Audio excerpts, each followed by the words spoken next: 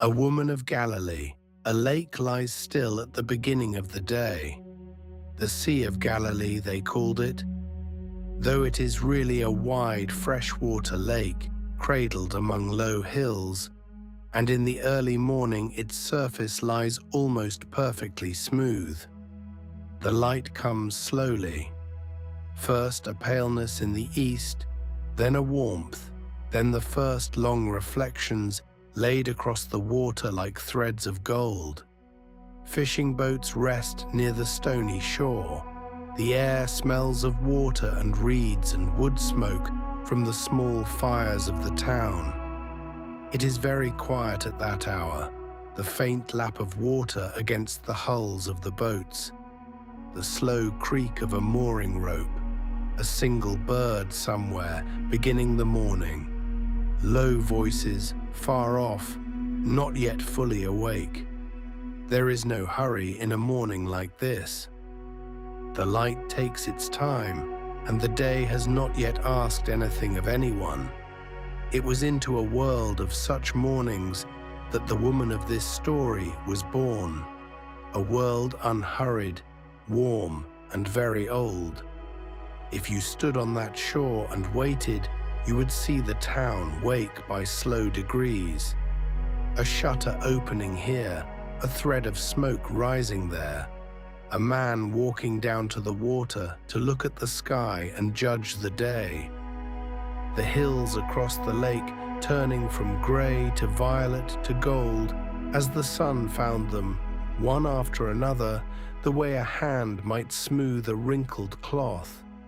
The water itself changing colour as the light deepened, first pewter, then silver, then that particular blue that the lake wears on a clear morning, a blue so gentle it seems less a colour than a kind of rest. The lake had looked this way for thousands of years before her, and it would look this way for thousands of years after. Mornings like these do not belong to any one age. They are the oldest things we have, and the kindest. On the western edge of this lake stood a town called Magdala. It was a place of fishermen and traders, of nets drying in the sun, of fish salted and packed and carried out along the roads to be sold. It was an ordinary place, busy in its small way, neither grand nor famous. And from this ordinary town came a woman whose name the world would never forget. We do not know the day she was born. No record kept her birth.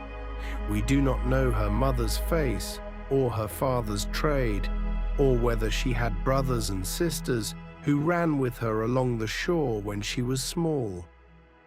The earliest accounts of her life are quiet about all of this. They do not give us her childhood. They give us something simpler and in its way more lasting.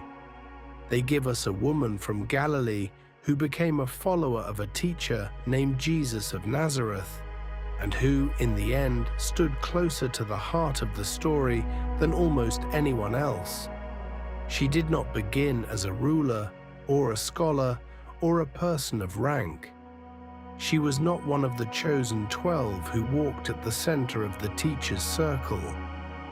She left behind no letters, no laws, no monuments built in her name while she lived. And yet, when the most important morning in the whole story finally came, a morning at a tomb in the dark, before the city had fully woken, it was Mary Magdalene who was there. It was Mary who stayed. It was Mary who was sent. That is where her story will end tonight, in that garden at dawn. But to arrive there gently, we should begin where she began, by the lake, in the light, in a town called Magdala, with a life that had known both affliction and an extraordinary kind of mercy. Let us go back slowly to the beginning. Chapter 1. The town of Magdala. Mary enters the record not with a birth, but with a place. Mary called Magdalene, Mary of Magdala. Her name is tied, always and forever, to the town beside the water where she lived. And so to know her, even a little, we begin by knowing her town. In the 1st century, Galilee was a green and fertile region in the north of the land.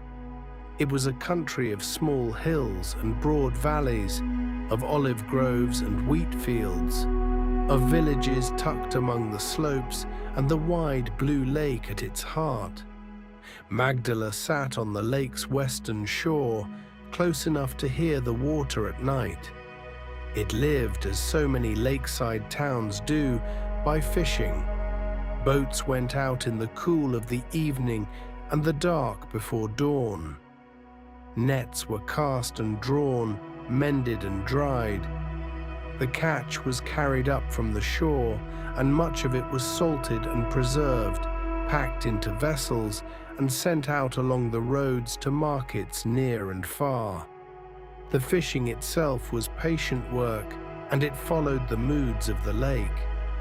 The fishermen knew, as their fathers had known, that the fish rose best in the dark hours, and so the boats often went out at dusk and labored through the night, their small lamps scattered across the black water like fallen stars.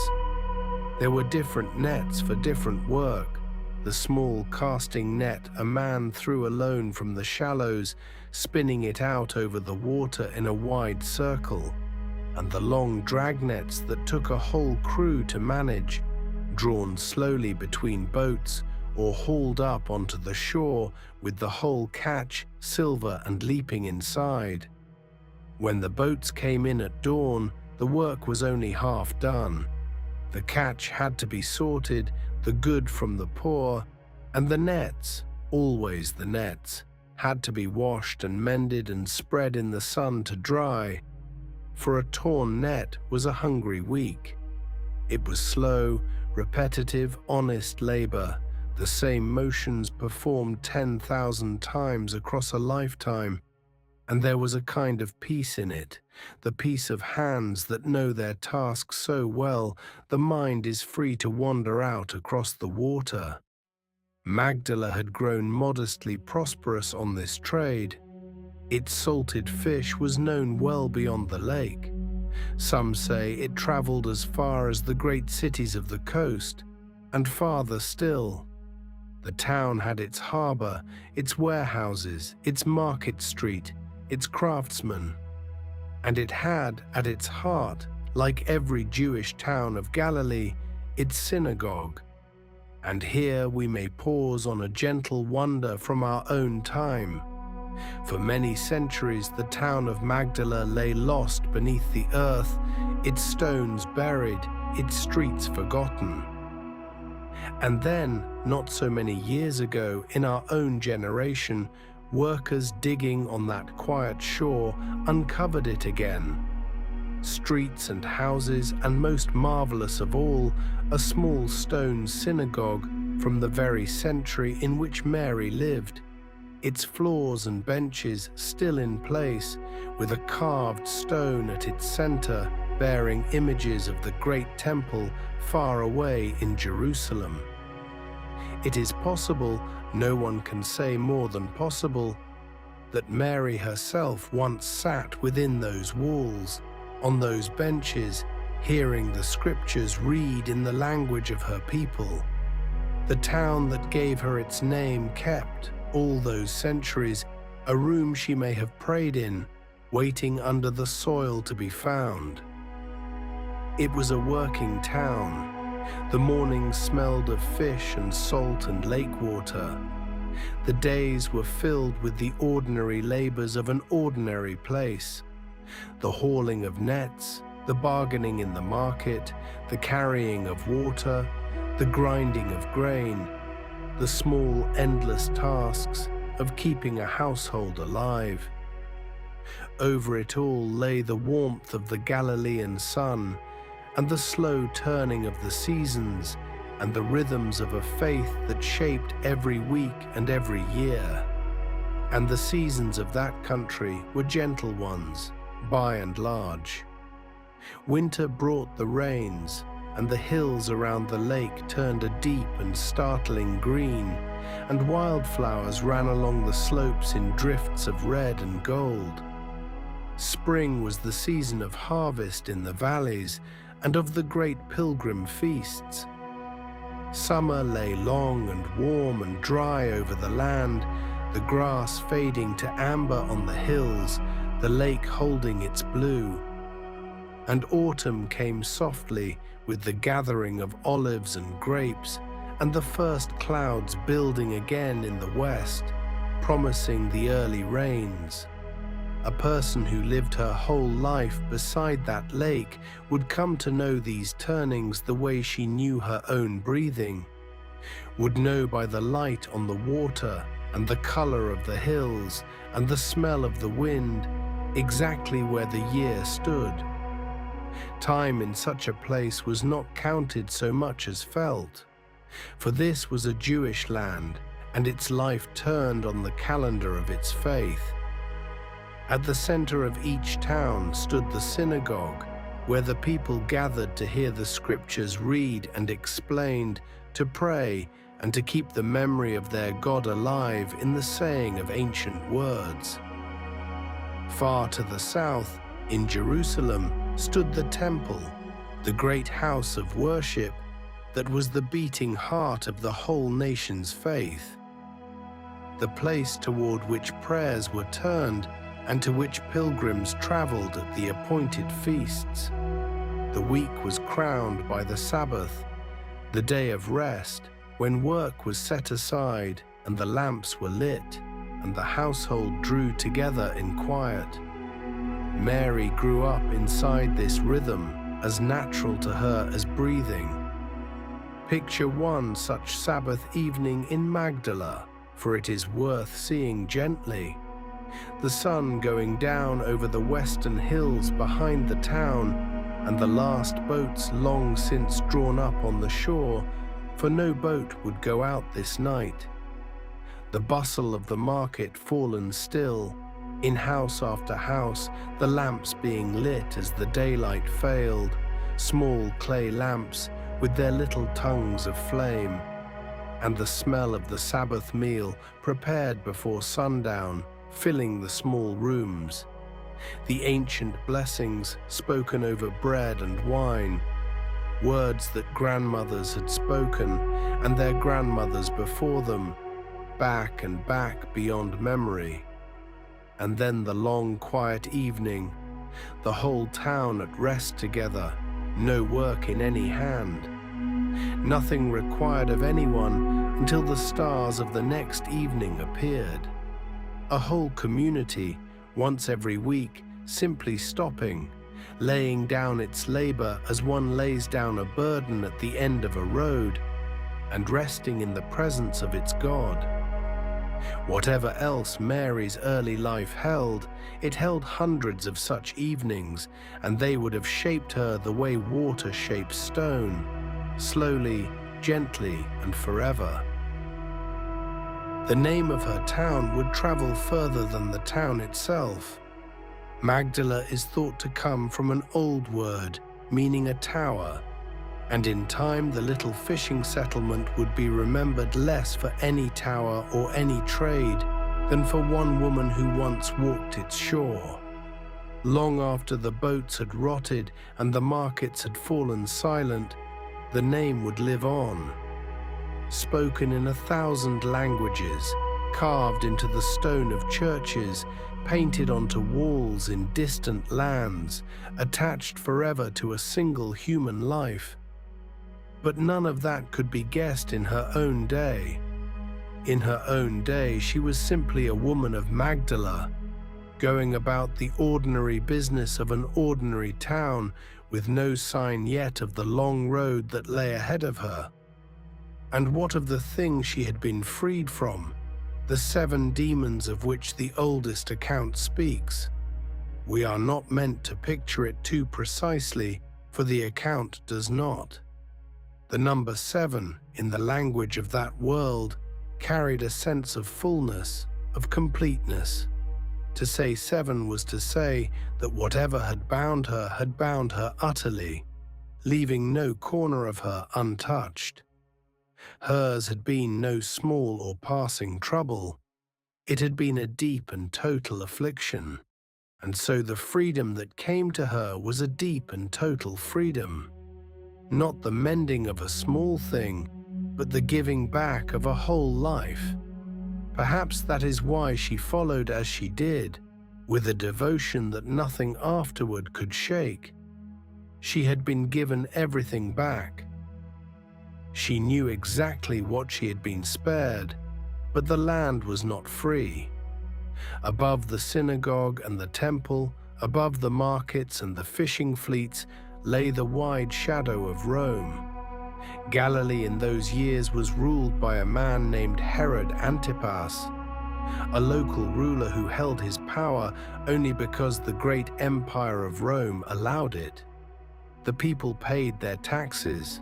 They lived under watchful eyes. The roads that carried their salted fish to market were Roman roads, patrolled by Roman soldiers, and everyone understood, quietly, in the way that conquered people understand such things, that the true power lay far away, in the hands of an emperor they would never see. Indeed, only a short walk up the shore from Magdala, Herod Antipas had built himself a gleaming new city, called Tiberias, after the emperor himself. A city of fine buildings and foreign fashions, raised in honor of the distant power that kept him on his small throne. The people of the lake towns saw it rising on their own shoreline year by year, a daily reminder of who truly ruled. And yet life went on, as life does. The boats still went out, the nets still came in, the Sabbath lamps were still lit. A conquered people learns to hold two things at once: the sorrow of what has been lost, and the stubborn, quiet continuing of ordinary days. Mary's people had been holding those two things for a long time, and they held one thing more, a hope, ancient and carefully tended, that God had not forgotten them. That one day a deliverer would come, as deliverers had come before, and the long shadow would lift. That hope ran under the whole land like water under dry ground. It surfaced in the prayers of the synagogue, in the songs of the feasts, in the murmured talk of the market. And when word began to spread of a teacher in Galilee who spoke of the kingdom of God, that hope stirred everywhere like a sleeper beginning to wake. Into this world Mary was born, and in this world she lived. A woman of Magdala, a woman of the lake. And then, into the quiet of her ordinary life, came something that the oldest account of her describes in just a few careful words. It says that she was a woman from whom 7 demons had gone out, that she had known some deep and binding affliction, a darkness, a torment, something that had held her and would not let her go, and that she had been set free from it. We are not told what this affliction was. The account does not describe it. It does not name her as a great sinner, nor call her any of the things that later, mistaken centuries would call her. It says only this: that she had suffered something severe, and that she had been delivered. That a teacher named Jesus had come into her life, and that the darkness which had held her was gone. The lake at evening, in the days after her healing, would have turned from blue to copper to a deep and quiet grey. The boats coming in, the lamps appearing one by one in the windows of the town. A woman freed from long affliction might stand at the shore in the cool of the day, whole now, able to feel the simple peace of a simple evening, the smell of the water, the settling of the birds, the soft talk of neighbors carried on the air. The earliest accounts do not place her there. But before the great events ever called her south, she would have had a season of quiet, a stretch of ordinary days by the water in which to learn what it was to be free. For freedom, when it comes after long affliction, is its own kind of wonder. The small things become luminous, a meal shared without dread, a night of untroubled sleep, the unremarkable kindness of a familiar face.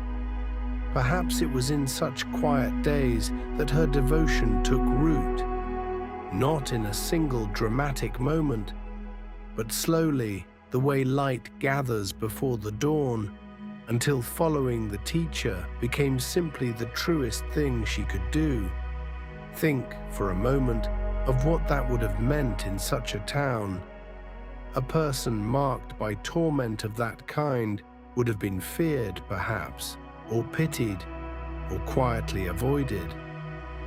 Their name would have been spoken with unease, and then one day that same name belongs to a free person, whole, restored, able to take their place among others again.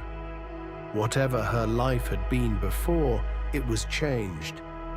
The chains, whatever they were, had fallen away.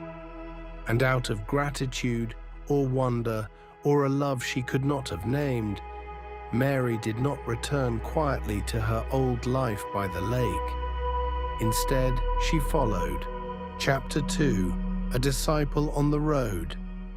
By now the teacher named Jesus was moving through Galilee, going from town to town, from village to village, speaking of the kingdom of God. He taught in the synagogues and along the roadsides, in houses and in open fields, and on the shore of the very lake where Mary had lived all her life. Crowds gathered to hear him. The sick were brought to him and went away well. Word of him spread from village to village, carried along the roads with the salted fish and the market gossip, until the whole of Galilee seemed to be talking about the man from Nazareth. And what teaching it was, to ears that had never heard its like. He did not speak the way the scholars spoke, in careful chains of learned argument. He spoke in pictures, in stories drawn from the very world his listeners lived in every day. The kingdom of God, he said, was like a farmer who went out to sow his seed, scattering it across every kind of ground. It was like a tiny mustard seed that grew into a great sheltering plant where the birds could nest. It was like yeast folded quietly into flour, working unseen until the whole loaf had risen. It was like a shepherd who, having 100 sheep and losing one, left the 99 and went out into the hills after the one that was lost, and came home carrying it on his shoulders, rejoicing.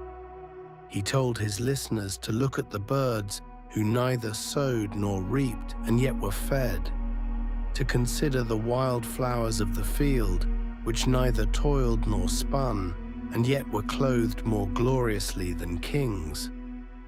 Do not be anxious, he told them. Your Father knows what you need.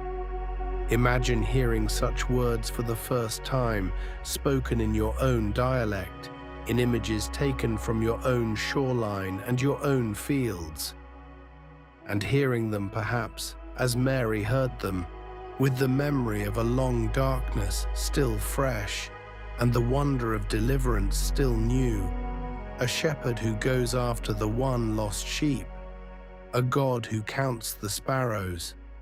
To a woman who had herself been lost and had herself been found, such teaching would not have been an idea. It would have been her own story, told back to her and told as the story of the whole world. Among those who followed him were 12 men who walked closest to him, fishermen mostly, and others drawn from ordinary trades. But the oldest accounts are careful to tell us that the 12 were not the only ones. Traveling with them and helping to provide for them out of their own means were a number of women. And the first of these women to be named is Mary Magdalene. With her are named others, a woman called Joanna, a woman called Susanna, and more besides, women who had been healed, women who had been helped, women who now gave back what they could to keep the little company moving. It is worth lingering on those names a moment, for they are easy to pass by. Joanna, the accounts tell us, was the wife of a man who managed the household of Herod himself, a woman of some standing who had left the comfort of a ruler's court to follow a wandering teacher along the dusty roads of Galilee. Susanna we know by name alone. Her story is otherwise lost to us, save that she was there and that she gave what she had. And there were others, unnamed, a whole quiet company of women whose labor kept the mission alive. To provide for the work meant real and unglamorous things.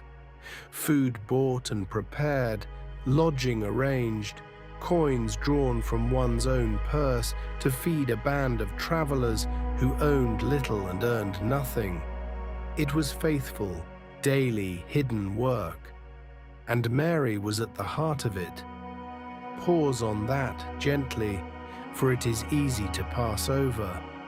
To follow this teacher was not to attend a lecture and then go home. His ministry did not stay in one place. It moved. It went out along the roads, from town to town, from morning to evening, sleeping where it could, eating what was shared. To follow him was to leave the ordinary arrangements of life behind, the settled household, the familiar street, the safe and known shape of the days.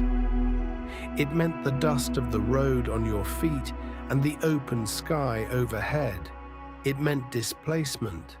It meant a kind of wandering. And for a woman of that time, it meant something more. The world Mary lived in had firm ideas about where a woman belonged and what a woman did. To travel openly with a band of disciples in a movement that drew crowds and drew attention was to step outside the expected shape of a woman's life. It took a certain quiet courage. It carried a certain risk. The women who followed were not invisible. They were known. They were seen. And in giving of their own means to support the work, they took a real and public part in it. And there was, beneath the risk, a deep gladness in it too. To travel with the teacher was hard, but it was not joyless. There were the evenings when the company gathered together, footsore and dusty, to share bread and water and the small wonders of the day. There were the long roads under the wide sky, and the talk that passed between them as they walked, and the slow growth of friendship among people who had left everything familiar to follow the same path. Mary was part of that fellowship. She belonged to it. After a life that may have known much loneliness, she had found at last a place among others and a purpose to give her days their shape. Picture one of those evenings on the road, somewhere in the hills of Galilee. The day's walking done, a fire built in the shelter of an olive grove or in the courtyard of some friendly house. The bread broken and passed from hand to hand. The talk running quietly around the circle, someone recalling a thing the teacher had said that day, someone else still marveling over a healing scene in the last village, someone laughing softly at some small mishap of the road, the teacher himself among them at rest, and beyond the firelight, the great Galilean night, the hills black against a sky crowded with stars, the air cooling, somewhere far off a dog barking and falling silent. One by one, the company settling to sleep, wrapped in their cloaks, the fire sinking to embers. And Mary among them, no longer the afflicted woman of Magdala, no longer alone, but one of a fellowship, falling asleep under the same stars as the one who had healed her. There are worse lives than a hard road walked in good company. There may be few better. So picture Mary on those Galilean roads in the years when the ministry was young and full of life, the mornings golden over the hills, the dust soft and warm underfoot, the teacher walking ahead, talking as he went, and the crowds pressing in, and the sick reaching out, and the strange new hope spreading through the towns like the smell of rain before it falls. She heard him teach things she had never heard before, about mercy, about the poor, about a God who drew near to the broken and the lost. She watched him touch those whom others would not touch. She saw the categories of clean and unclean, of worthy and unworthy, gently overturned before her eyes. She would have seen so much in those seasons of following, the lame walking, the blind opening their eyes on a world made new, lepers, the loneliest of all the afflicted, banished from every town and every touch, cleansed and restored to their families. She would have watched him receive the people no one else received, the tax collectors, the outcasts, the women of doubtful name, the children whom even his own disciples tried to wave away. "Let the children come to me," he said. And they came.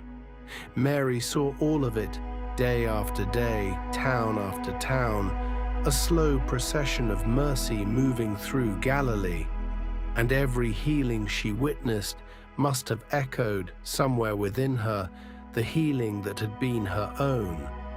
And she saw something else too, growing alongside the wonder. She saw the wariness, for not everyone welcomed this teacher. Those who held authority watched him carefully. A man who gathered crowds, who spoke with a freedom that unsettled the powerful, who drew the love of the ordinary people. Such a man could become, in the eyes of rulers, a problem. In Galilee, under Herod Antipas, a popular movement was never only a matter of religion. It could shade all too easily into a matter of politics. And politics, under the shadow of Rome, could be dangerous. Mary's discipleship, then, was never merely a private comfort, a quiet devotion kept safely indoors. It had a cost and a consequence. To walk with this teacher was to be counted among his own. And as the ministry went on and the questions about him grew sharper, was he a prophet? Was he the long-promised one? Was he a danger? Those who followed him found that they too were being weighed and watched. The road that had led Mary out of her affliction was leading her, step by gentle step, toward the great city in the south, and toward the days that would change everything.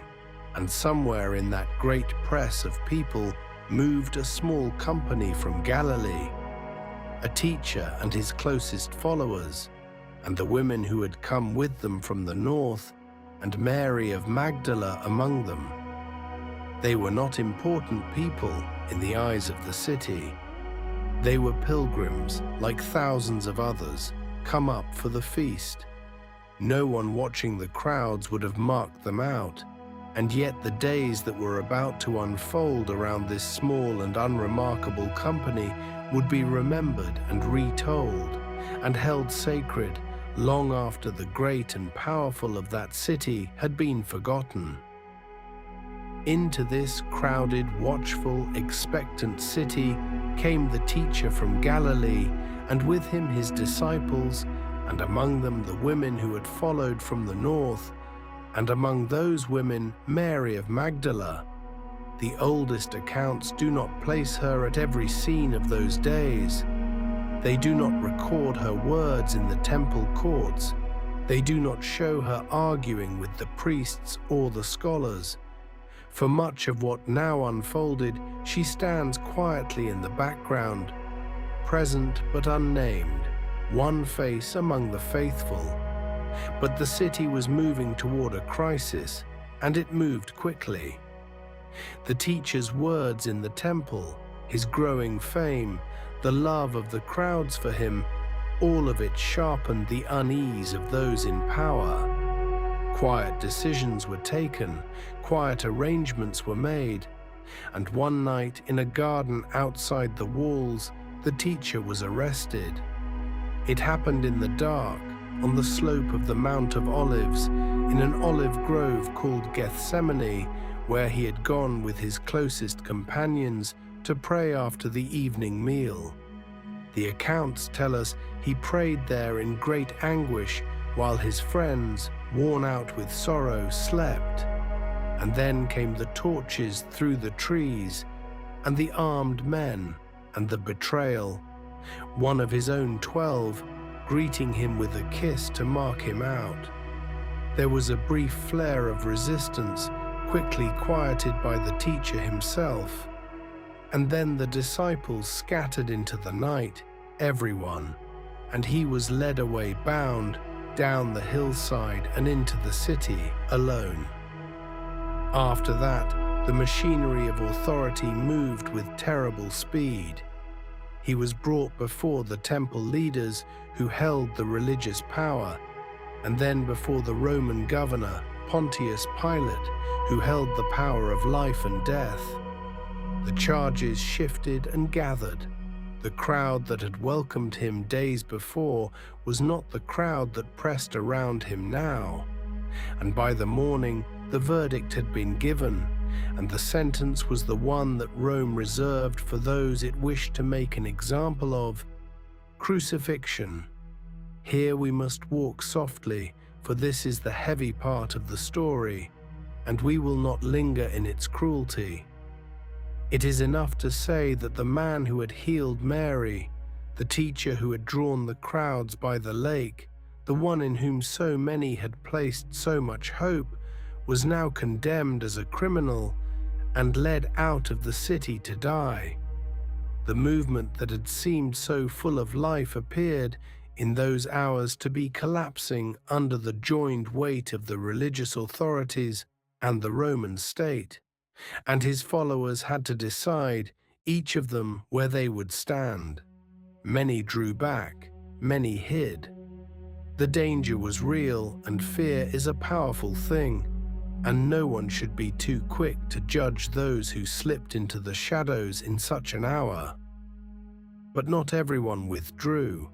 Some remained, and among those who remained, who did not run, who did not hide, who walked out toward the place of execution because they could not bear to leave him alone. Among those few was Mary Magdalene. Chapter 3, the road toward Jerusalem. There came a time when the teacher turned his face toward Jerusalem. The road south from Galilee was long, winding down through the hills, dropping toward the Jordan Valley, and then climbing again toward the heights where the holy city stood. It was a journey many made each year, especially at the great feasts, when pilgrims streamed up to the temple from every corner of the land. And it was a journey Mary made now, in the company she had chosen, walking toward a city she may have visited before for the feasts, but which she would never afterward remember in the same way. The way itself was a journey through the whole body of the land. Down from the green hills of Galilee, the road descended, following the river valley south, and as it went, the country changed around the travelers. the air growing warmer and heavier, the green giving way to tawny and gold, until at last the road passed near the old city of Jericho, lying in its warm hollow among the palm trees, one of the oldest dwelling places on the earth. And from Jericho, the road turned upward, and the real climbing began. For Jerusalem sat high in the hill country, and the pilgrim road rose steeply out of the valley, winding up through a dry and stony wilderness, gaining height hour after hour. It was a hard climb, made in company, with rests in the shade where shade could be found, and water passed around. And the older travelers helped along by the younger, and all the while, with every step, the holy city was drawing nearer, still hidden behind its hills, waiting. The road to Jerusalem at festival time was a road full of song. Pilgrims walked it in great numbers, families and villages traveling together, singing the old psalms of ascent as they climbed toward the city of God. I was glad when they said to me, "Let us go to the house of the Lord." So ran one of the ancient songs, and the pilgrims sang it as their feet did exactly that. "I lift up my eyes to the hills," ran another. There was a gladness in such a journey, a sense of going up to the place where heaven felt nearest. The dust rose under thousands of feet. Children ran ahead and lagged behind. At evening the travelers made their camps along the way, and the hills glowed with small fires, and the talk turned, as it always did at Passover, to freedom, to the ancient story of a people led out of bondage into a land of their own. Mary walked that glad and crowded road. She could not have known that the freedom drawing near was of a kind no one on that road had imagined. And then there came the moment that every pilgrim knew and waited for, the moment when the road crested the final ridge and the city appeared. Jerusalem laid out upon its hills, its walls pale gold in the light, and above everything the temple, immense, blinding white and gleaming, so that travelers said from a distance it looked like a mountain covered in snow. Pilgrims wept at that sight. They broke into song. However many times a person had seen it, the accounts of those days tell us, the first view of the temple across the valley stopped the breath. Mary saw it now, cresting that ridge with her companions, the city of the great King, the goal of every pilgrim road, shining in the spring light. She could not know that within its walls, this Passover, everything she loved would be broken, and everything she hoped would be remade. Jerusalem was not merely a city, it was the heart of the nation's faith. There stood the temple, vast and white and gold in the sun, the place above all places where heaven and earth were felt to meet. There the priests offered the sacrifices and kept the ancient rites. There the pilgrims came at Passover, at the great spring feast that remembered how, long ago, the people had been delivered out of slavery in Egypt and led into freedom. Every Passover, the city filled to overflowing. Pilgrims crowded the streets. The smell of cooking and incense and crowds hung in the warm spring air. And underneath the celebration always ran a current of tension.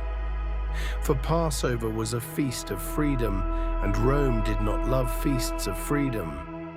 The memory of an ancient deliverance could stir hopes that were not safe to speak aloud. So at Passover, the Roman authorities watched the crowds with special care. Soldiers were posted. The Roman governor came up to the city. The temple leaders, who held their delicate authority by keeping the peace, watched as well, anxious that the swelling crowds and the high feeling of the feast should not spill over into anything that might bring the soldiers down upon them all. And into that watchful city the teacher did not slip quietly. He came down the slope of the Mount of Olives, riding on a young donkey, in the manner of the humble king the old prophets had promised, and the pilgrim crowds around him erupted. They spread their cloaks on the road before him. They cut branches from the trees and waved them and strewed them in his path.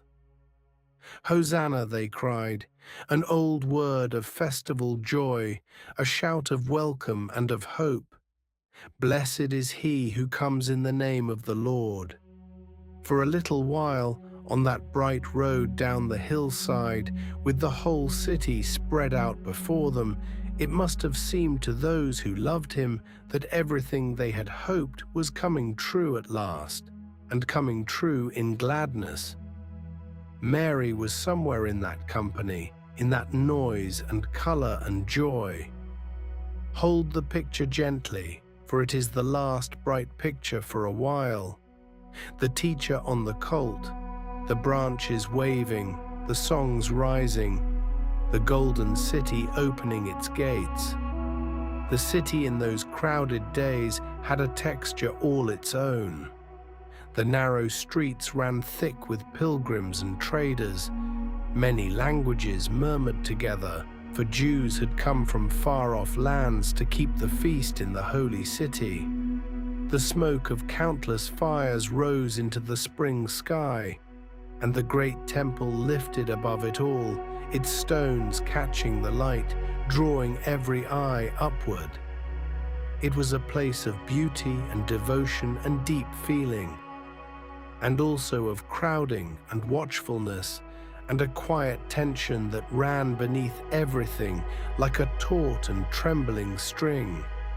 The days that followed the bright entry were days of teaching. Each morning the teacher went to the temple, and the crowds gathered close to hear him, and each evening he withdrew from the city to rest. And each day the questions put to him grew sharper, and the men who put them grew colder, for the authorities were probing now, testing, looking for the misstep that would give them their opening. Those who followed him could feel the air changing, the way one feels a storm building on a hot afternoon before a single cloud has shown itself. The crowd still hung on his words, but the men on the edges of the crowds were no longer listening in wonder.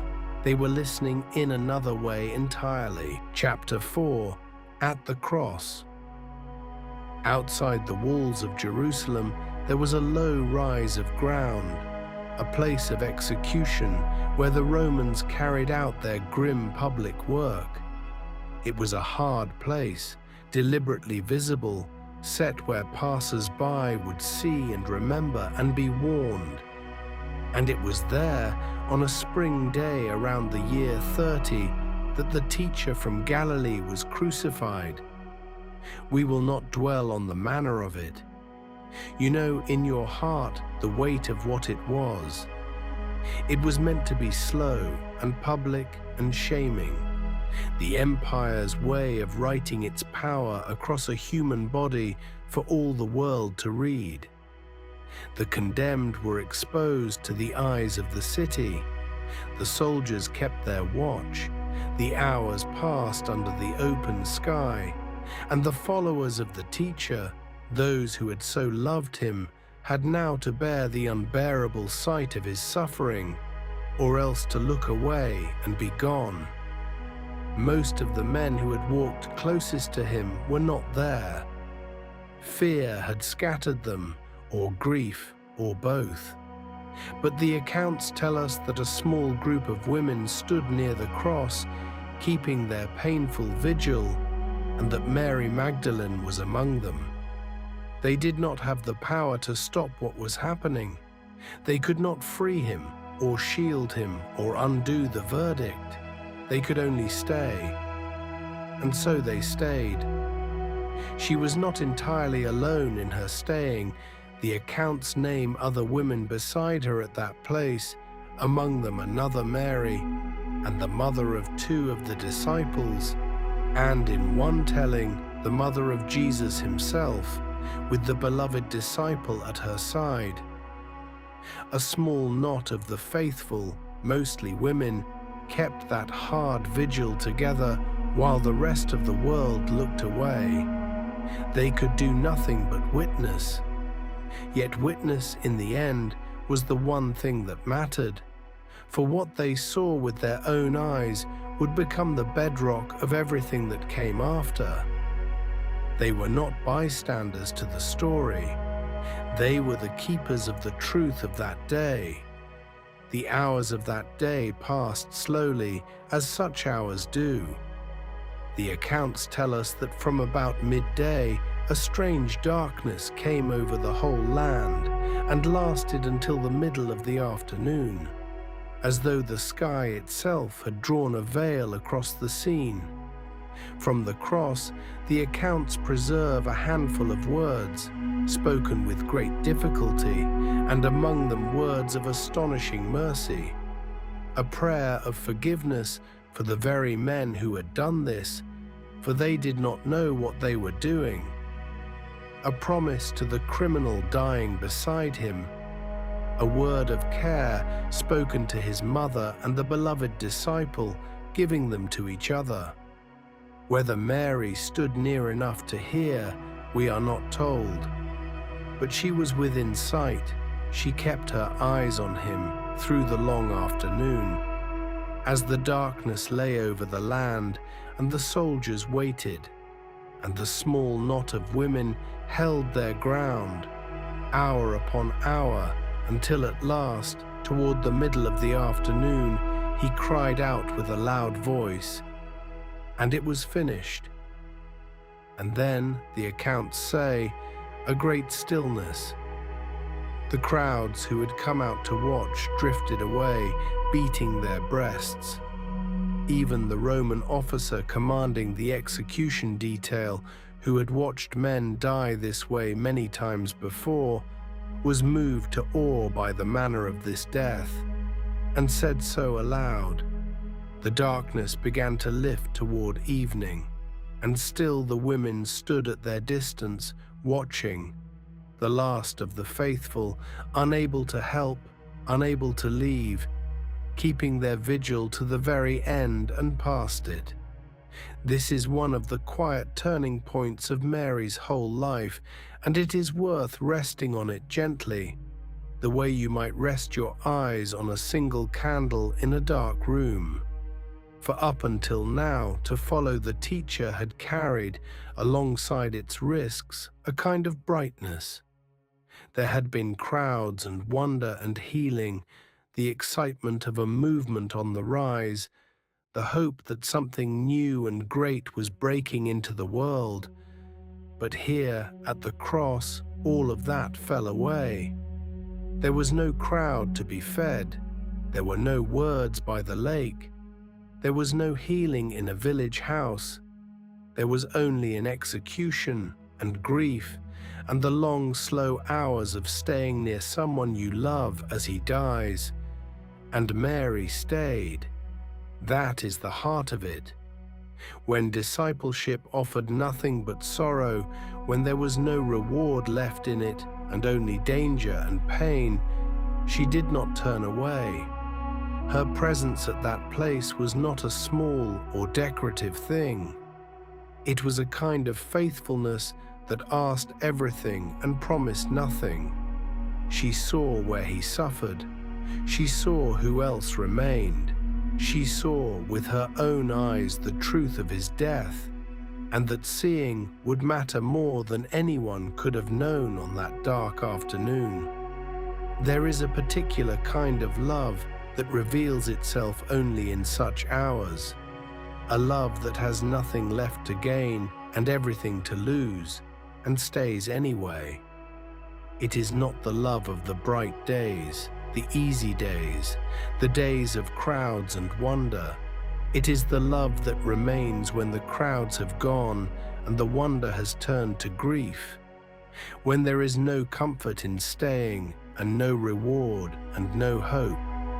And still it stays, because to leave would be a deeper wound than to remain.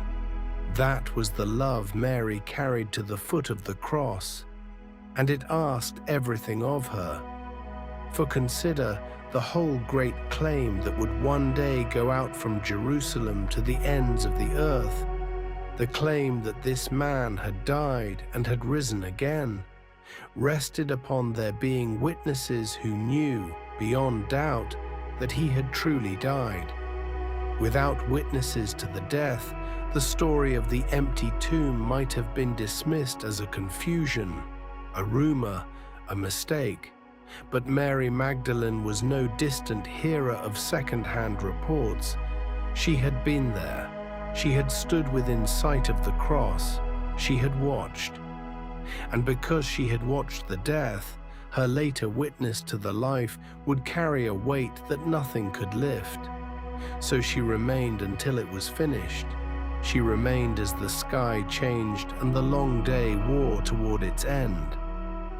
She remained when staying brought only sorrow, because love does not always know how to leave. And when at last it was over, and the city's evening drew near, and the body had to be taken down before the Sabbath began, Mary was still there, watching to see what would be done with the one she had followed so far. Evening was coming on, and with it the Sabbath, the day of rest on which no work could be done. There was little time. The body had to be taken from the cross and laid to rest before the sun set and the holy day began. And so, while the disciples who had fled remained hidden, a man stepped forward to do what needed doing. His name was Joseph, and he came from a town called Arimathea. He was a man of standing, a member of the council, and, the accounts tell us, a secret follower of the teacher, or at least a man who had not consented to what had been done.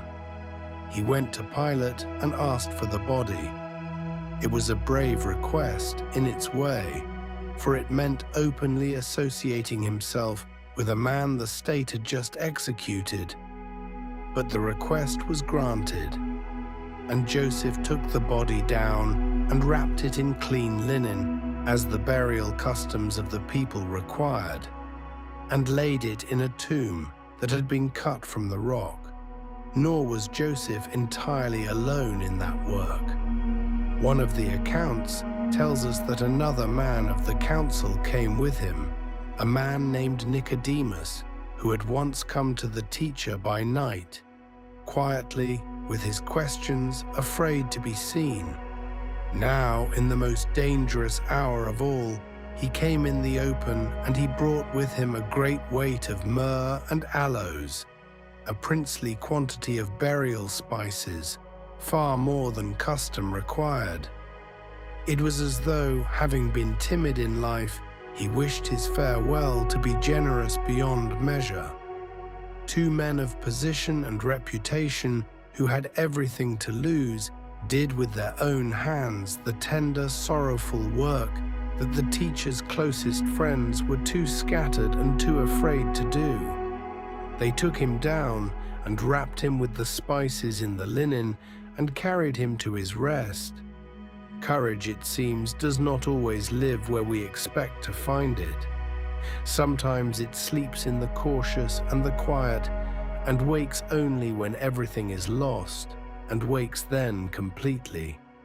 These tombs were not graves dug in the earth as we might picture. They were chambers carved into the soft limestone with a low entrance, and across the entrance a great stone could be rolled to seal it shut.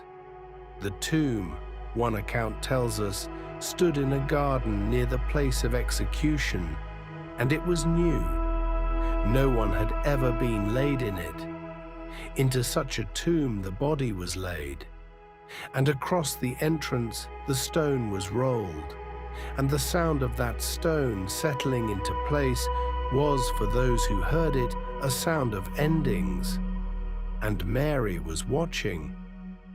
The accounts are careful to tell us this small, important thing, that Mary Magdalene and another woman saw where he was laid. They watched the burial. They marked the place. In the gathering dusk, with the Sabbath almost upon them, they fixed in their memory the tomb, the spot, the way back to it. They could not tend the body now. The holy day was beginning, and the proper care would have to wait. But they knew where he was. They would not forget the road to that tomb. In that time and place, the dead were tended with great care. The body would be washed and wrapped in linen and laid with sweet spices and fragrant oils as a last act of love and honor. But the hour was late, and the Sabbath was rushing in, and there was no time now for any of it to be done properly. The body had been laid in the tomb in haste, with the Sabbath at the door. And so the women resolved among themselves to return when the day of rest was over, to come back with their spices and their oils and finish what love required. It was this resolve, simple and faithful, that would carry Mary back to the tomb in the dark of the first morning. She set out not toward a miracle, but toward a duty, the last sad service one renders to the dead. Rest here a moment in the strange, heavy quiet of that evening, for the burial brought a kind of finality that even the cross had not. At the cross there had still been the slow unfolding of events, the terrible motion of the day. But now the motion stopped. The teacher was not lost, not missing, not merely gone away. He had died and been taken down and been laid in a tomb, and the stone had been rolled across the door. There was nothing left to happen. There was only the silence of the Sabbath settling over the city, and the small company of his followers scattered and afraid, with no power, no protection, and no thread of hope that anyone could see. Think of what that Sabbath was in the city of Jerusalem. The sun went down on the day of the execution, and the lamps were lit in 100,000 windows, and the great feast continued all around. For the city was still full of pilgrims, and the Passover season went on. And in house after house the songs were sung, and the ancient story of deliverance was told, as it was told every year. Life did not pause for the little company's grief. The city kept its holy day in gladness, not knowing, could not have known, what had been laid in a garden tomb outside its walls. And somewhere within those walls, behind a shut door, the scattered followers of the teacher kept the same Sabbath in silence and fear, starting at every footstep in the street. The same lamps, the same prayers, the same city, and two worlds within it, one feasting, one shattered. There is a silence that falls after a great loss. You may know it. A heavy, unreal quiet in which the world seems to go on as before, and yet everything has changed. The shops open, the meals are cooked, the sun rises and sets, and all of it feels strangely far away, muffled as though seen through deep water. That was the silence of that Sabbath in Jerusalem for the followers of the teacher. They kept the day of rest as they always had. But the rest was hollow, and the hours were long, and the stone across the tomb lay always at the edge of every thought. For Mary, these were the hours of deepest darkness, darker perhaps even than the affliction from which she had once been freed. The one who had set her free was sealed in the rock. The movement that had carried her out of Magdala had come, it seemed, to nothing. And yet in the midst of that darkness, she held on to the one small, faithful thing that was hers to hold. She knew where he lay. She knew the place. And when the Sabbath was over, when the day of rest had passed and the world could move again, she meant to go back. When at last the sun set on that long Sabbath and the stars came out and the holy day was ended, there was quiet work to do. One of the accounts tells us that when the Sabbath was past, the women bought spices so that they might go and anoint him.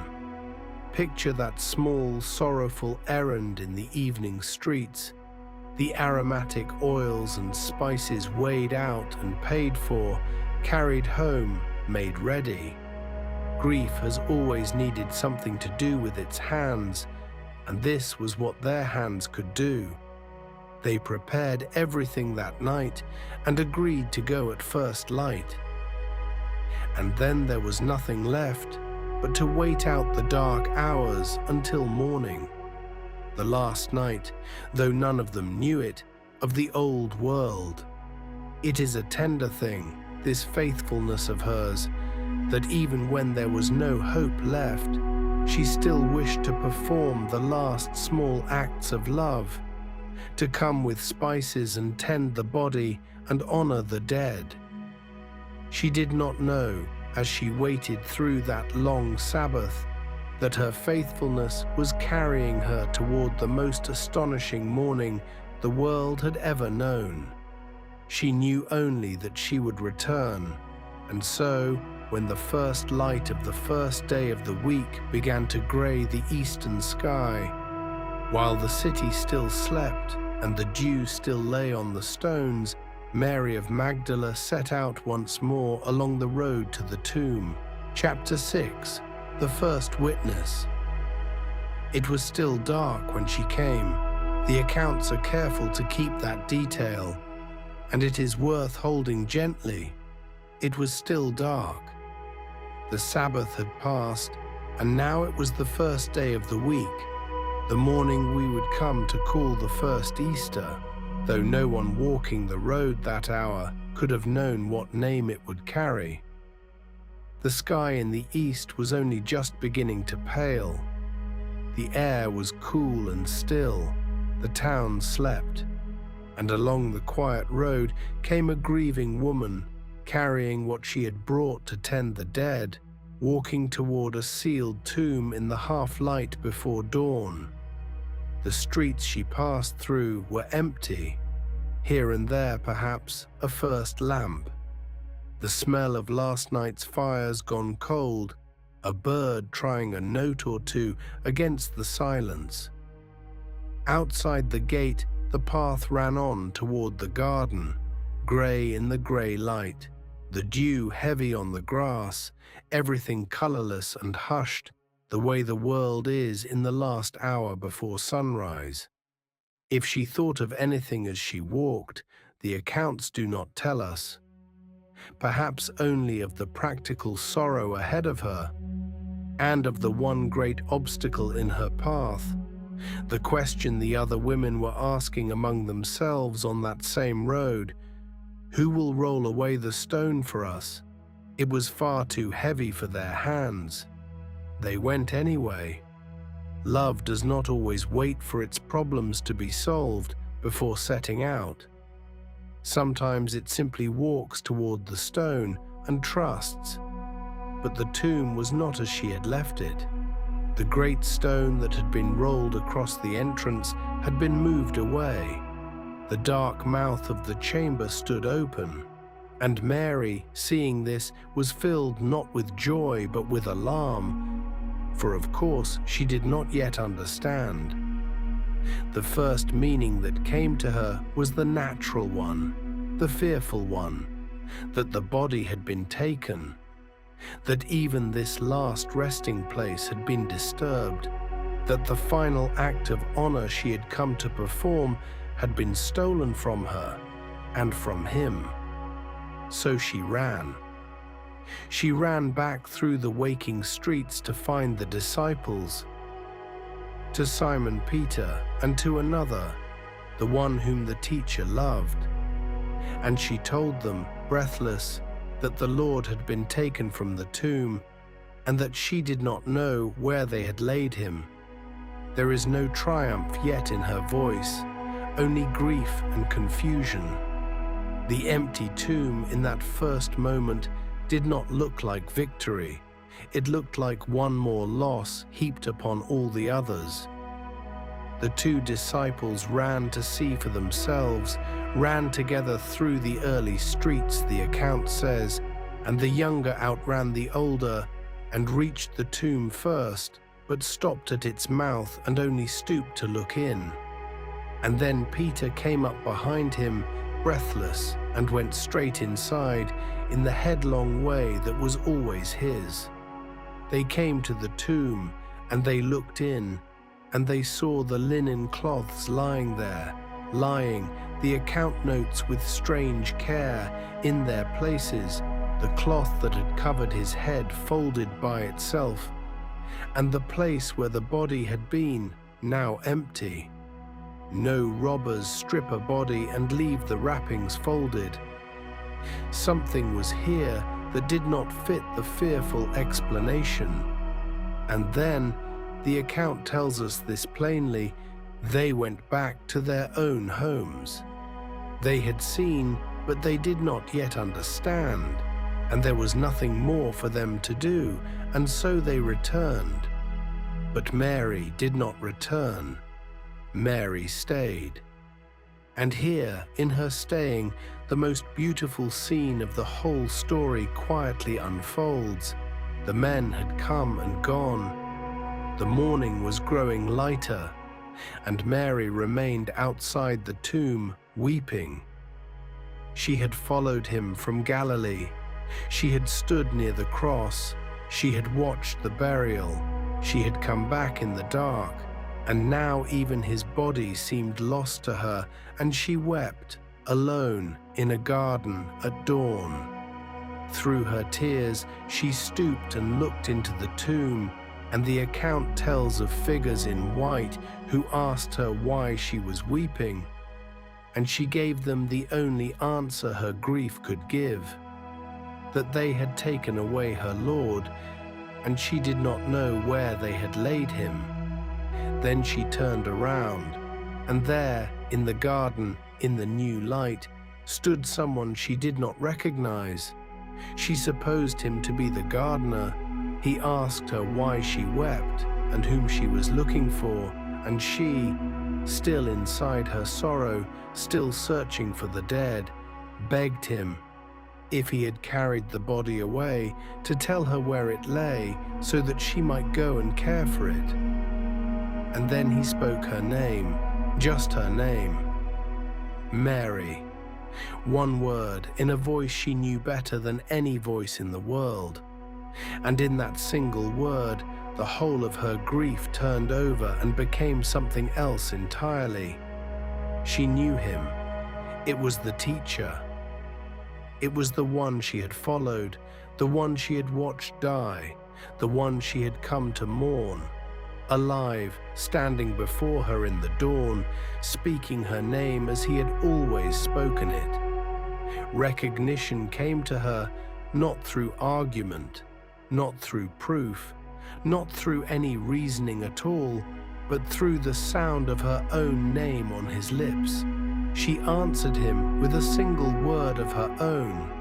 Rabboni, she said, a word of her northern homeland, a warm and homely word meaning teacher, my teacher. Not a title of state, not a formula of worship. Just the word she had always called him on the roads of Galilee, the word of all their ordinary days together, now spoken in a garden on the far side of death.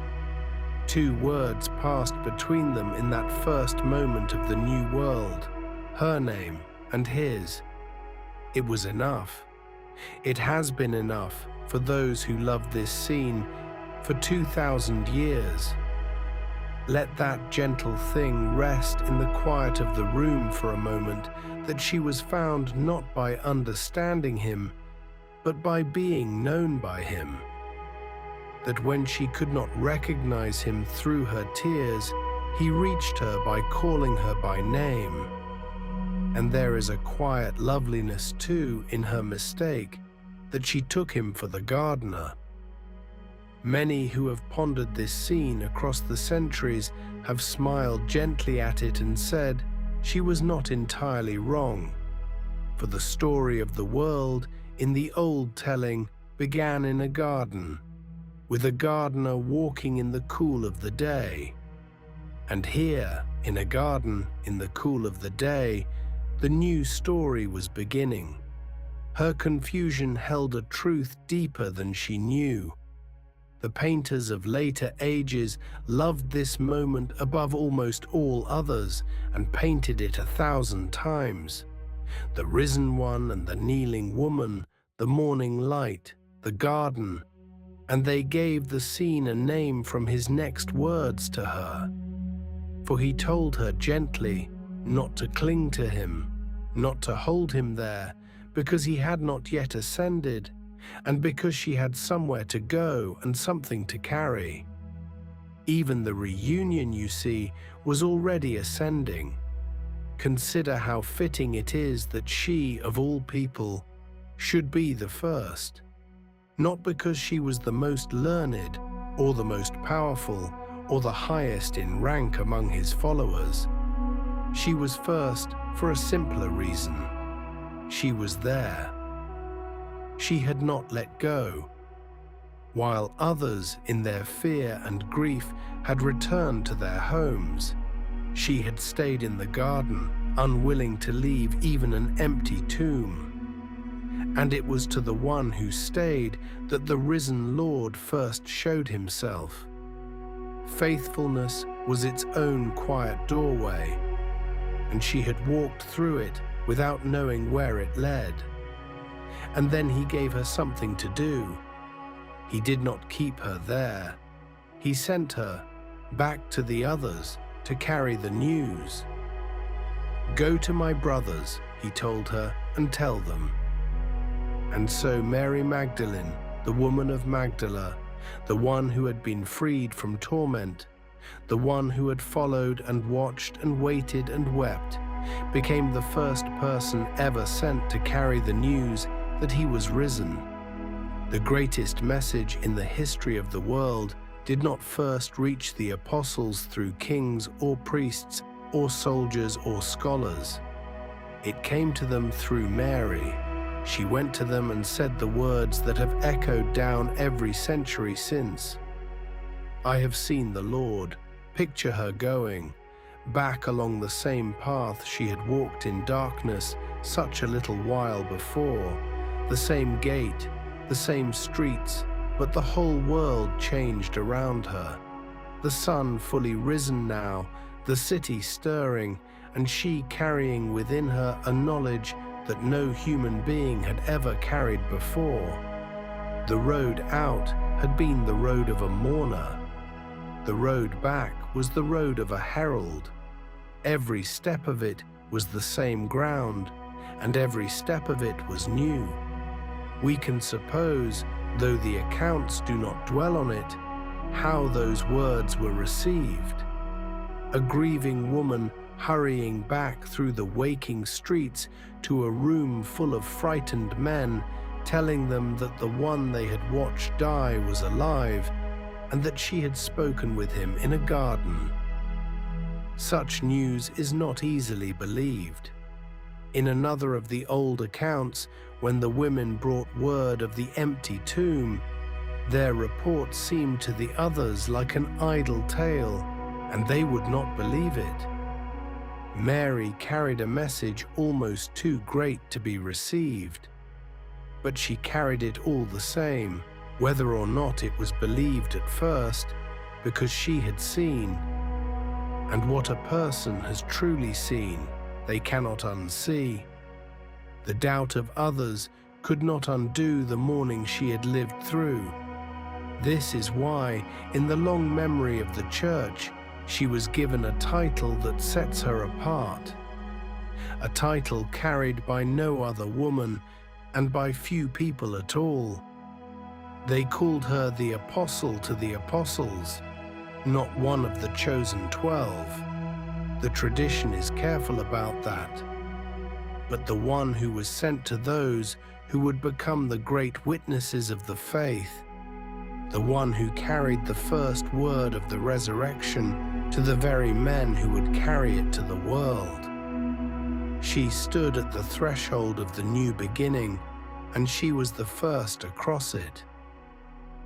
It is a strange thing, when you sit with it gently in the dark, that the deepest trial of Mary's long memory was not persecution, not exile, not a martyr's death in some Roman arena, but simply this, that she was misremembered, that her real story was overlaid with one that was not hers, that for centuries her true greatness was half hidden beneath a portrait someone else had painted.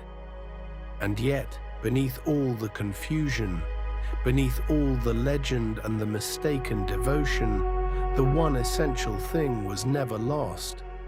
However she was pictured, however her story was tangled, she remained always the woman who was there, present at the cross, present at the burial, present in the garden at dawn, the first witness, the one who was sent.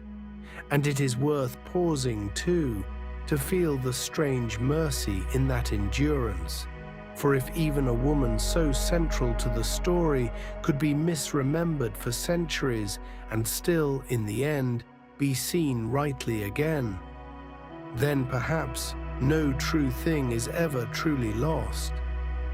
Perhaps the things that are real carry a patience within them, a quiet power to wait beneath the surface of our forgetting until the day they are found and known once more. Mary's truth waited a very long time, but it waited and it was found, and her town waited with her.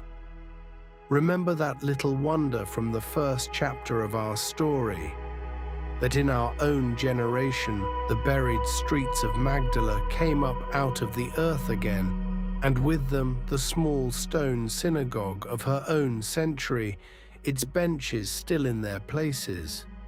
The woman and the town were restored to the world in much the same way, and in much the same season of history. The mistaken portrait set aside, the buried stones brought back into the light. There is a quiet symmetry in that, the kind of symmetry that no one plans and everyone, seeing it, feels. Some truths are too deep to be buried, even by our own forgetting. And the truth of Mary Magdalene, the real woman of the real morning, waited quietly beneath the legends, the way a clear spring waits beneath the fallen leaves of many autumns, ready to be found again.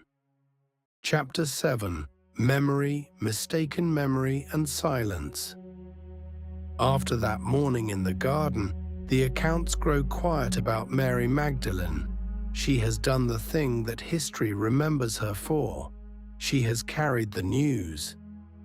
And then, as the story moves outward from Jerusalem into the wide world, she slips gently from the center of the narrative, and the great later journeys are told of others, of Peter and John and James, and of a man named Paul, and of the spreading of the new faith from city to city across the empire. Where did Mary go after the garden? The oldest accounts do not say. They do not follow her into her later years. They do not record where she lived, or how she spent the long decades after that morning, or where at last she came to rest.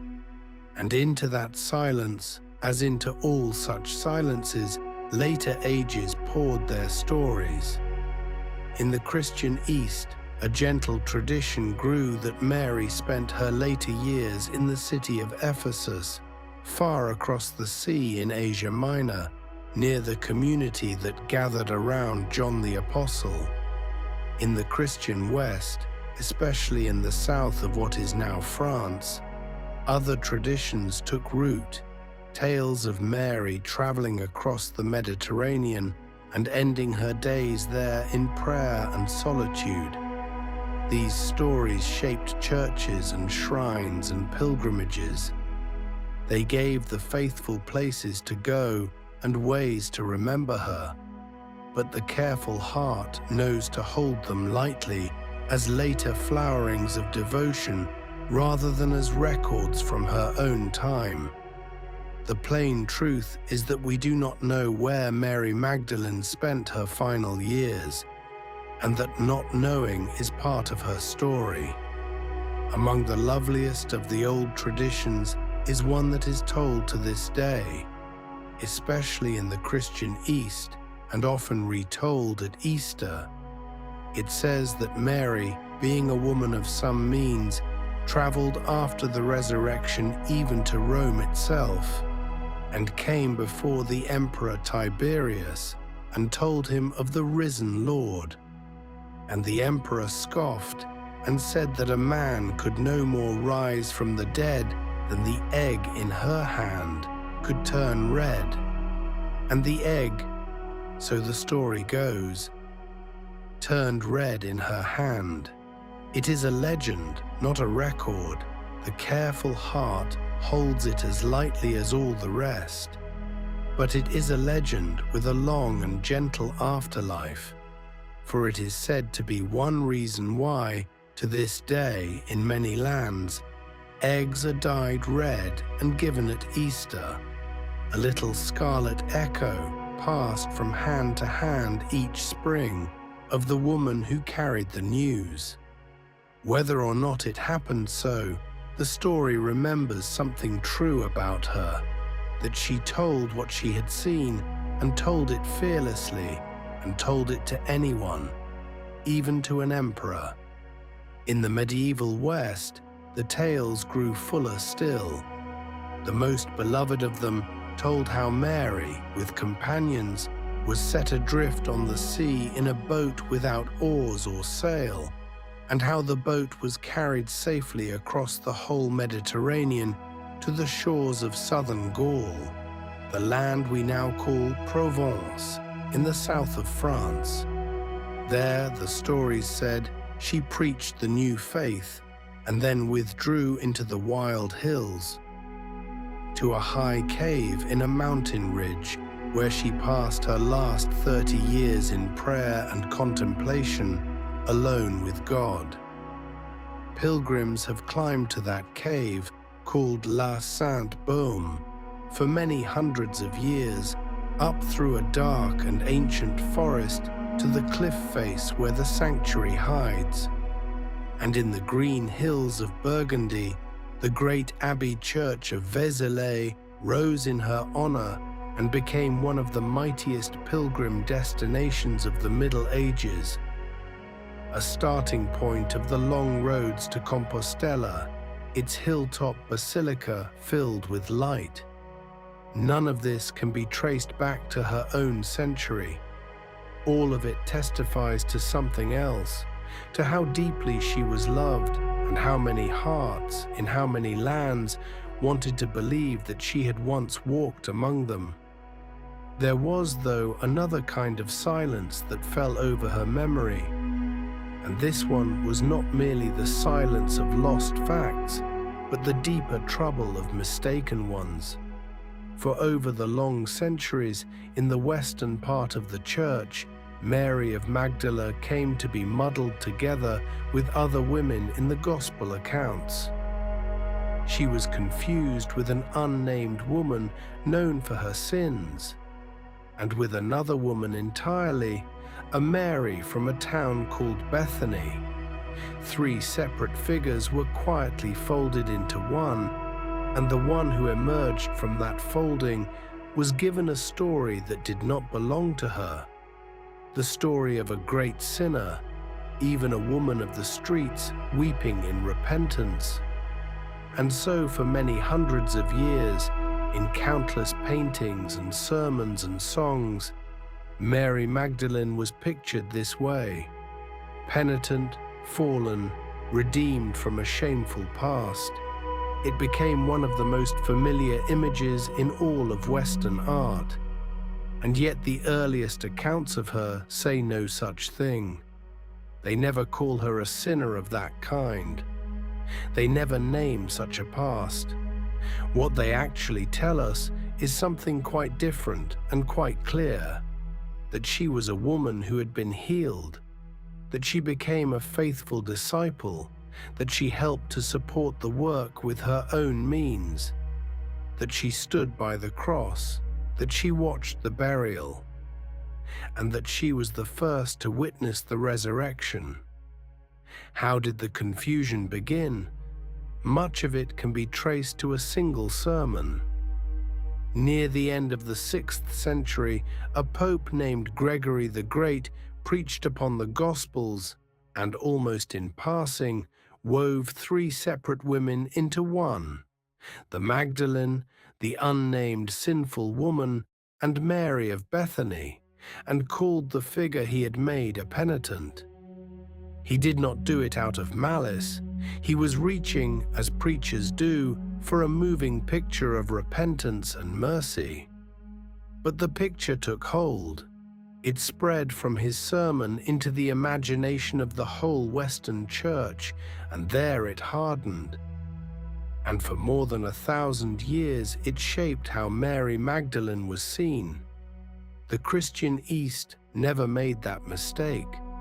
There the 3 women were always kept apart, and Mary of Magdala was honored simply for what she was: the bearer of myrrh to the tomb, the first witness of the rising, a disciple counted equal to the apostles.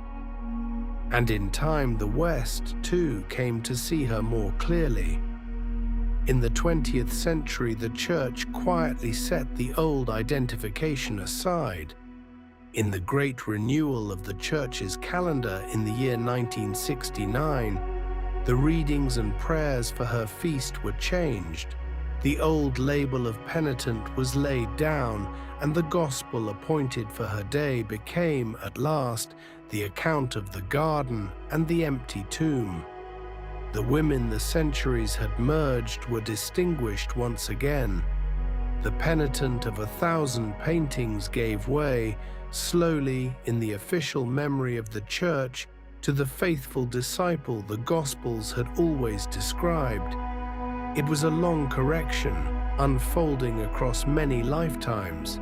But it came. Chapter 8, the end of an unrecorded life. How did Mary Magdalene die? When and where and in whose company did her long life come to its close? The honest answer is the gentle one: we do not know. No account records her final illness, or her last words, or the place where she was buried. No archive of the empire took note of her passing. No early register of the Church preserved the spot where she was laid to rest. The most we can say is that she most likely died somewhere in the middle or later years of the 1st century, after the great events in Jerusalem, after she had carried her news to the apostles, but before the later traditions about her had taken their full shape. Beyond that, the record is quiet. Different traditions point to different places, as we have heard. Some of the Eastern memory rests near Ephesus, that great city of Asia Minor, an important home of the early Church, a place bound up with the memory of John the Apostle. Some of the Western memory rests in the south of Gaul, in the lands that would become the south of France, where monasteries and churches and pilgrim shrines grew up around her name in the long centuries of the Middle Ages. We cannot choose between them with certainty. We can only note that the faithful in many lands loved her enough to want to keep her near, to believe that her last years had been spent among them, to mark a place and call it hers. But wherever those years were spent, try gently to imagine them. A woman growing old who had seen what she had seen. The decades passing, the first generation of witnesses thinning one by one. The story she had carried on a single morning now traveling without her. Overseas she would never cross, into cities she would never enter. In languages she did not speak. Did she tell it often to the young believers who must have longed to hear it from her own lips? What the garden looked like, what the light was doing, how her name had sounded in his voice. Or did she keep it mostly in silence, the way people keep the deepest things, bringing it out only rarely, like a lamp uncovered in a dark room?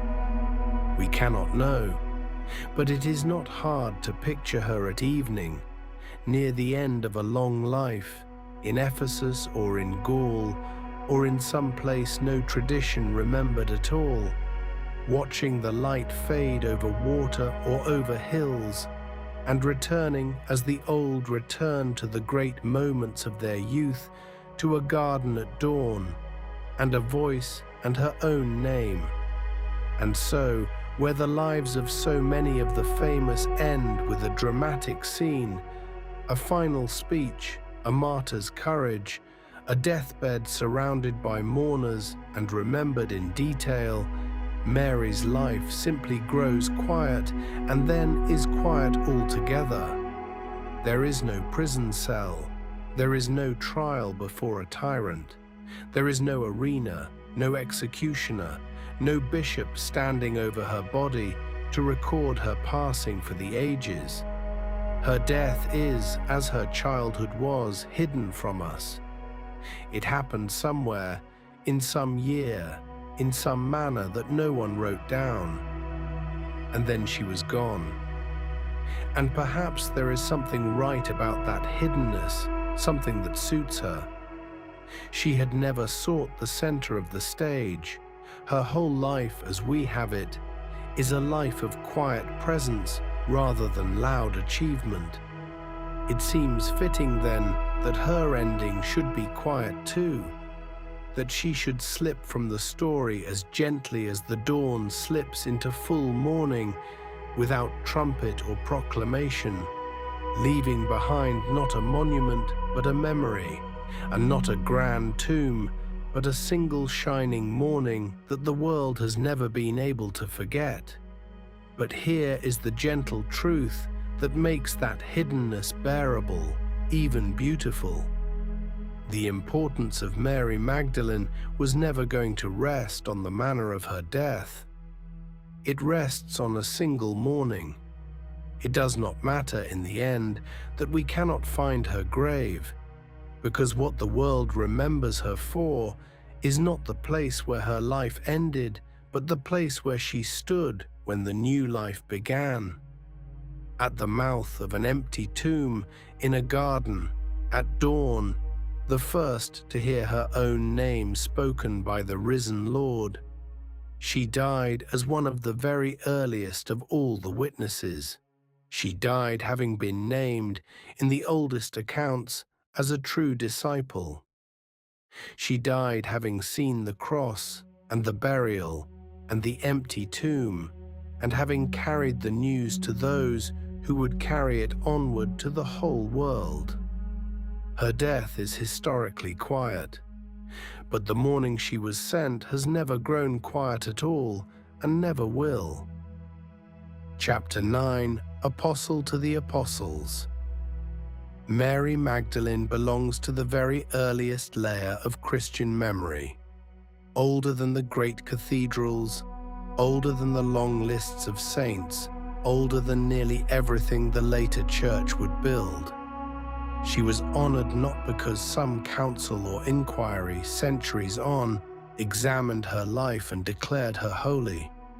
In her time and for long after, holiness was recognized in a simpler and more ancient way. through unbroken love and remembrance, through the keeping of feast days, through the quiet testimony of the scriptures themselves and the worship of the faithful. Mary's place was never granted to her from above. It was woven into the story from the beginning, and the worshipping church simply received what was already there. Her feast day is the 22nd of July. For long centuries the church kept her memory on that day, summer warm, in the heart of the year. And then, in our own time, in the year 2016, something fitting happened. By the wish of Pope Francis, her celebration was raised in honor, lifted from a lesser commemoration to a full feast, set on the same level as the feasts of the apostles themselves. The date stayed the same, the 22nd of July, but her standing in the calendar was made to match, at last, the dignity of what she had done. A special prayer was given for her Mass, naming her as a witness and a messenger of the resurrection. And the document that announced the change bore, as its title, 3 Latin words drawn from the ancient title itself: Apostolorum Apostola, Apostle of the Apostles. What the early centuries had said of her in love, the Church now said of her in law. Long before that, her memory had been woven through the life of the Church in countless ways. In the East, she was called equal to the Apostles and honored among the myrrh-bearing women who came to the tomb. And to this day, in the Eastern churches, a whole Sunday of the Easter season is kept in honor of the myrrh-bearers, the faithful women of that first morning, with Mary Magdalene first among them. Each spring, as the Easter hymns are sung, her journey through the dark to the tomb is sung again with them, and will be sung next spring, and every spring after that, as it has been for nearly 2,000 years. There are few human beings whose single morning's walk is remembered annually in song by millions across so many centuries. Hers is.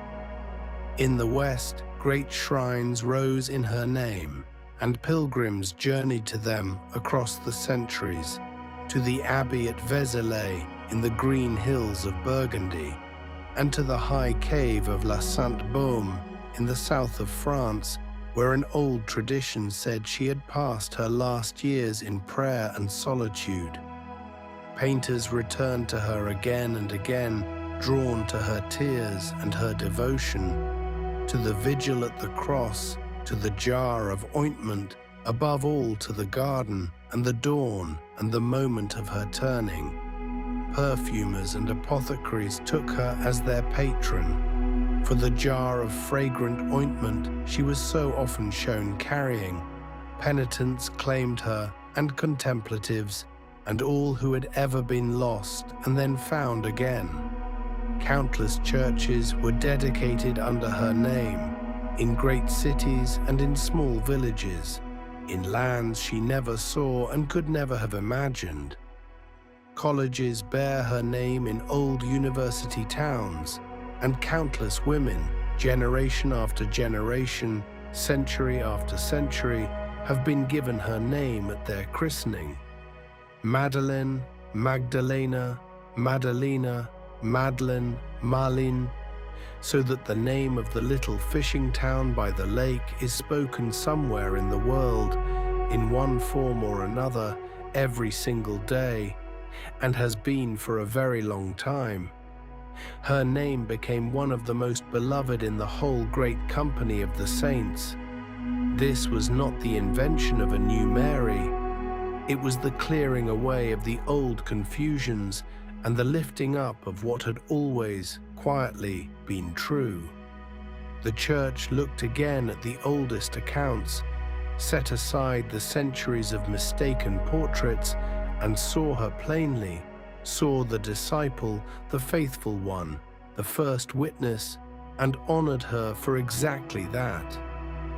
And when we look at her plainly, as the Church now does, we can see why her place is so secure.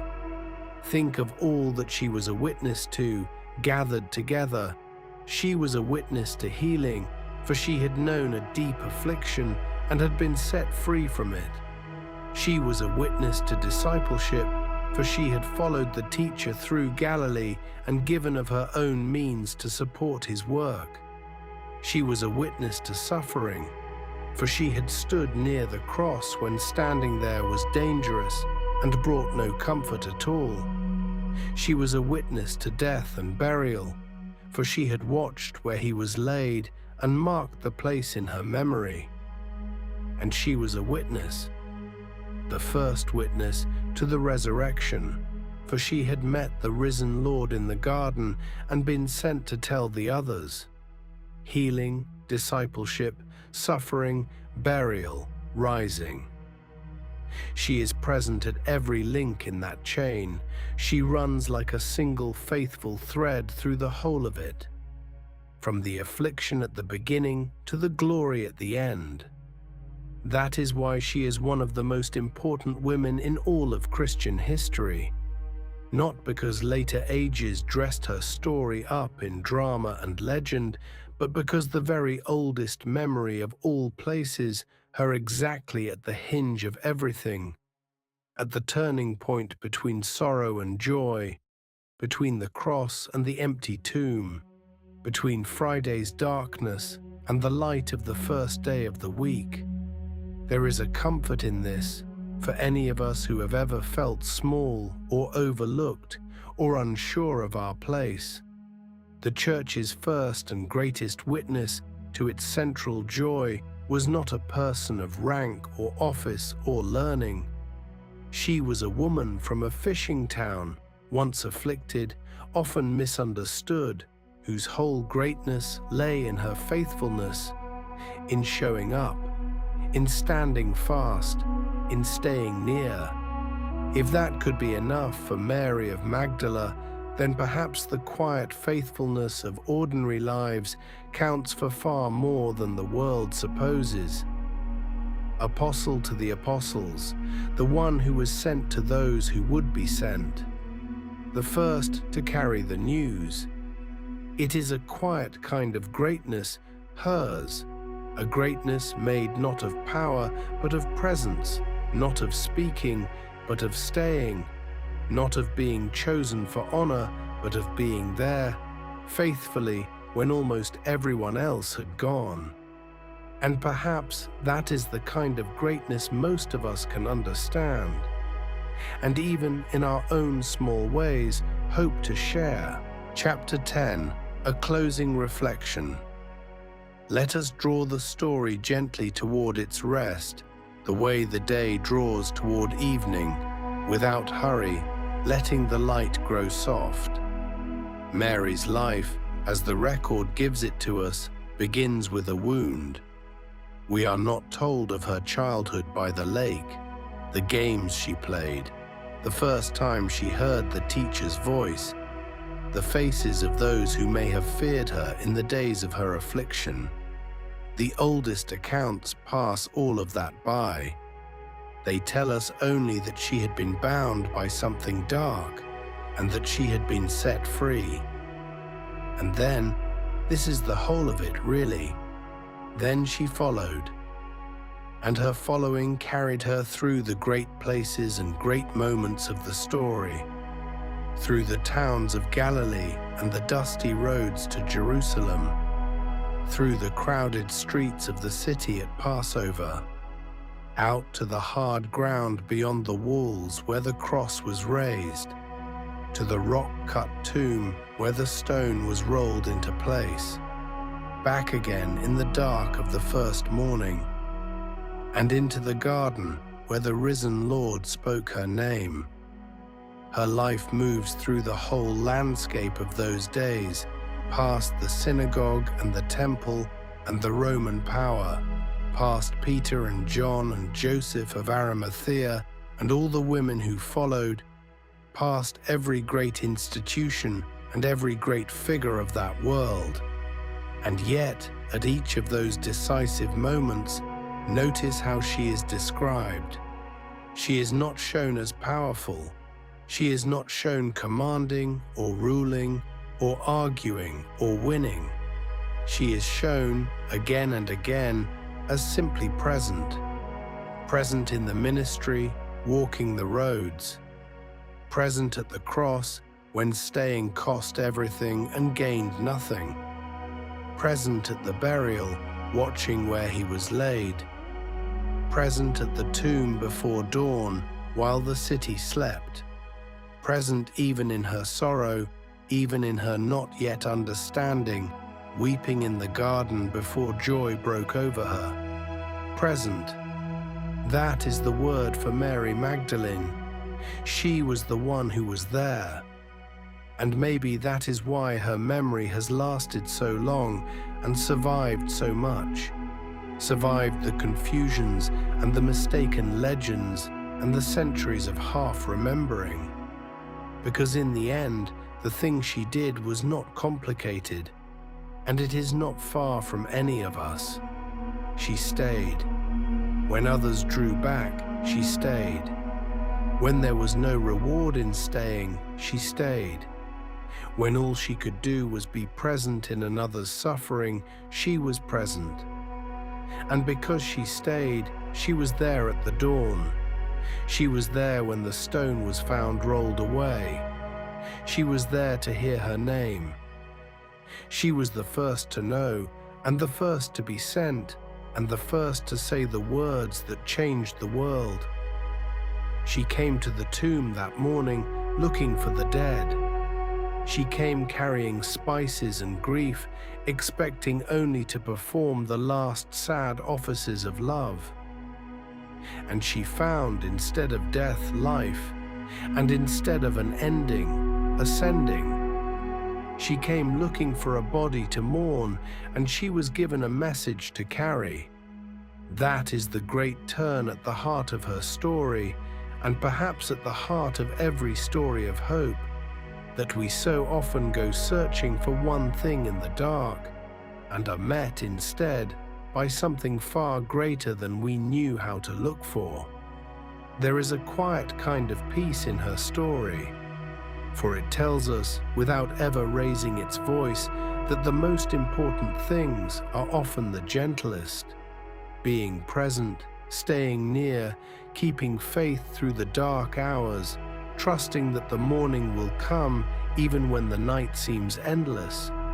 These are not the deeds of the powerful, they are deeds within the reach of anyone at all. Think one last time of all the mornings in her story. The mornings of her girlhood on the lake, the light coming slow and gold across the water. The mornings on the roads of Galilee, the company waking, the day's walk beginning. The terrible morning of the verdict, and then the morning, the one morning, the dark road, the open tomb, the garden, the voice. Her whole life, in a way, was a journey from one dawn to another. From the ordinary dawns of Magdala, which asked nothing of anyone, to the one extraordinary dawn that asked everything and gave more. And perhaps that is the quietest lesson she leaves us, that we never know, settling down to sleep, what kind of morning is coming. Most will be ordinary, and their ordinariness is itself a gift. But now and then, after the longest and darkest of nights, a morning comes that changes everything. Her story says, wait for it. Sleep and wait for it. The stone is not the end, and it tells one thing more, perhaps the gentlest of all, that the dawn does come, that the long Sabbath of waiting ends, that the stone, however heavy, can be found rolled away. Mary went out into the dark, expecting nothing but grief, and the dark gave way to light. That same quiet hope runs underneath the whole of her story. That mornings come, that sorrows soften, that even the heaviest stones do not stay forever where they were laid. So let the story settle now and grow still, the way the lake grows still at the end of the day. The boats are drawn up on the shore of Magdala. The lamps are lit in the windows, and one by one they go out. The hills stand dark against the last of the light, and the water lies smooth, holding the first stars. Somewhere along that shore, long ago, a woman once stood in the cool of the evening, whole and free and at peace, listening to the small sounds of the water, with no idea yet of gardens or dawns, or the weight of the news she would one day carry. Only the quiet and the lake and the night coming on kindly, as it comes on kindly now, and so her name remains, fixed forever in the memory of the Church. Mary Magdalene, the woman of the lake, the freed and faithful disciple, the one who stood by the cross and watched at the tomb, the apostle to the apostles, the first witness of the resurrection, remembered each year on the warm summer feast of the 22nd of July. A woman who was not powerful and did not need to be. A woman who was simply and entirely there,